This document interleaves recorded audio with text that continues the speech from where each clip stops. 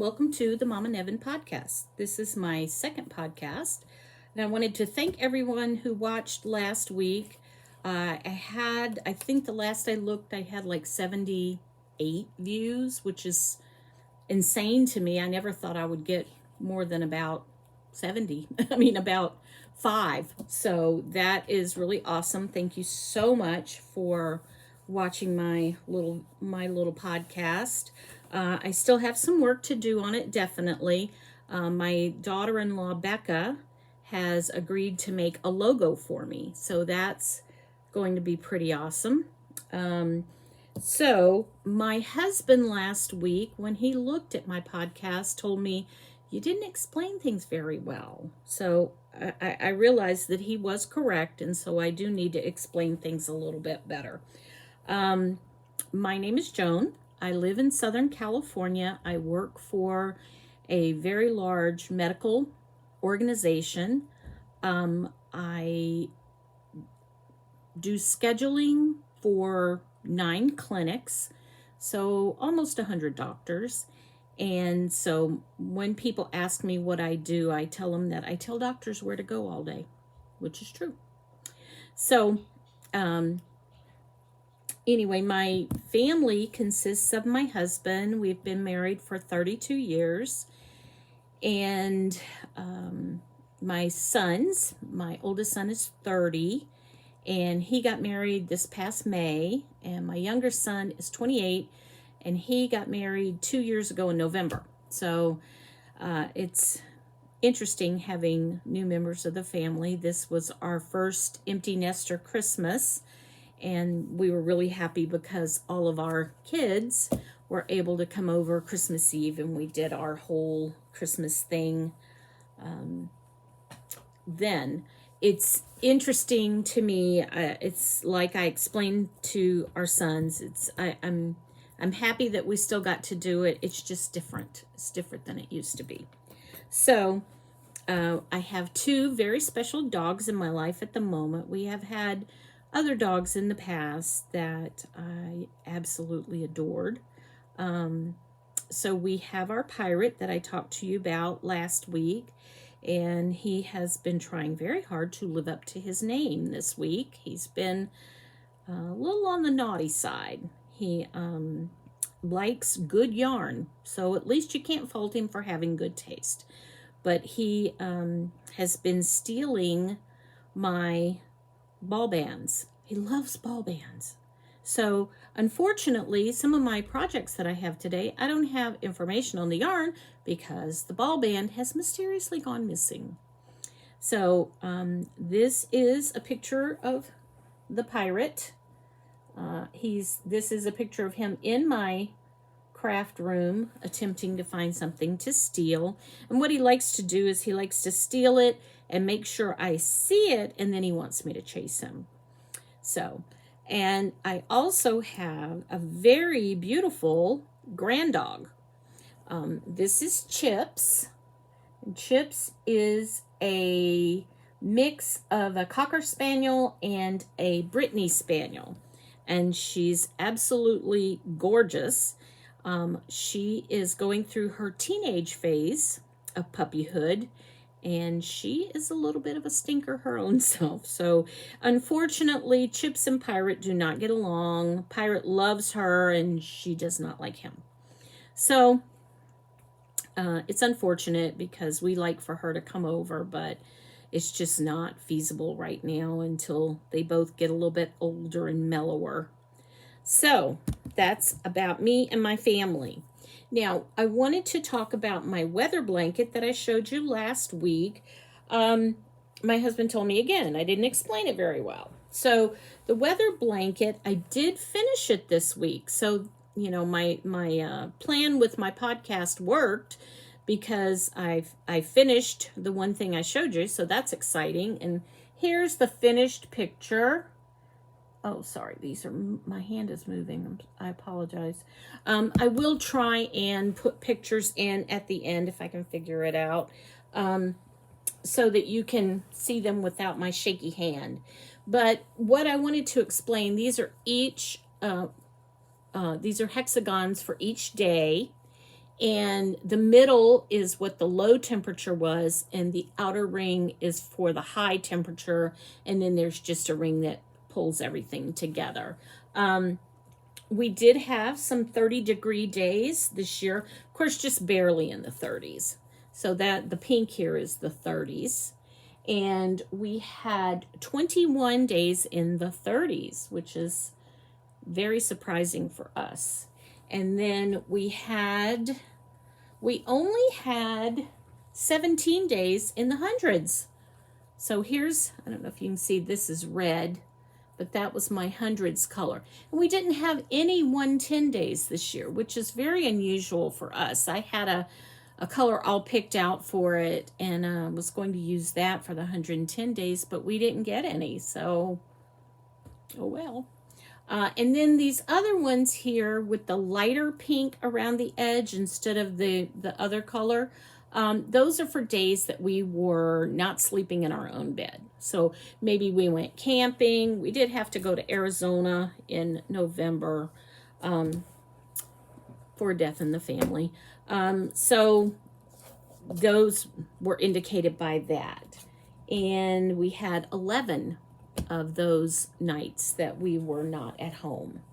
So that's the weather blanket. It has been completed. I've done 2 rounds of a border on it. I do need to weave in like a million ends, it seems like. One thing I noticed with this Lion Brand yarn, I think it's the Heartland yarn, but things pop out. I get a lot of what I call pop-outs. So I'm going to try and go back and weave those in again.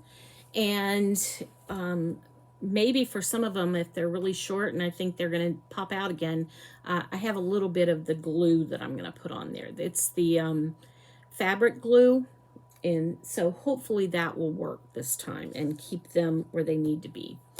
Next, I'm going to talk about the Who Done Knit and what I'm doing for that.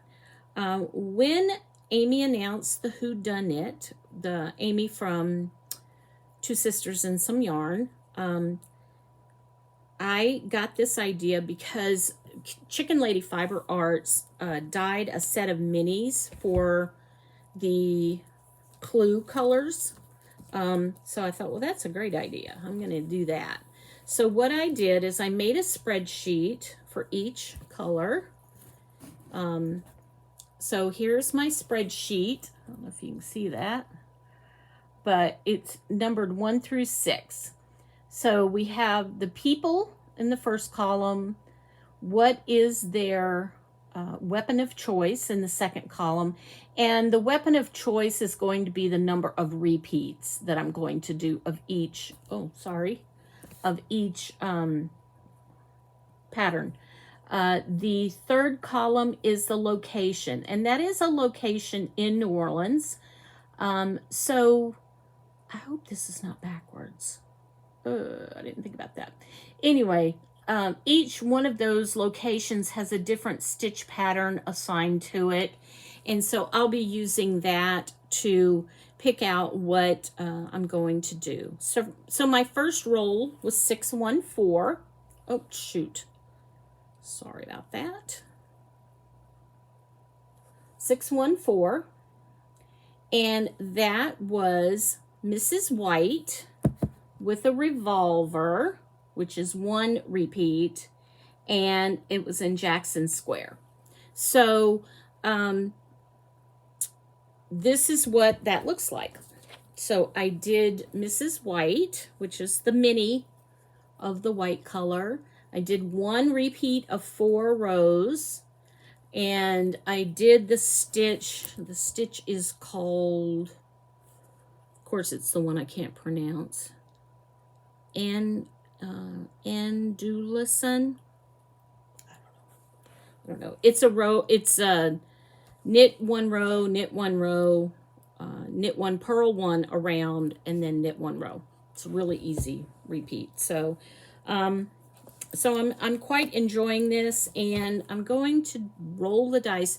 Now, I did give myself a little bit of an out with rolling the dice, in that if I don't want to do 2 things in a row. So if it comes up again, Mrs. White, or if it comes up something that I did the last time. I don't want to do 2 in a row. So I don't want to do 1 repeat in a row. So I'm going to roll this. And let's see what we get. I got 1, 6, and 2. So let me take a picture of that so I remember it. And 1, 6, and 2. I believe it's going to be Colonel Mustard.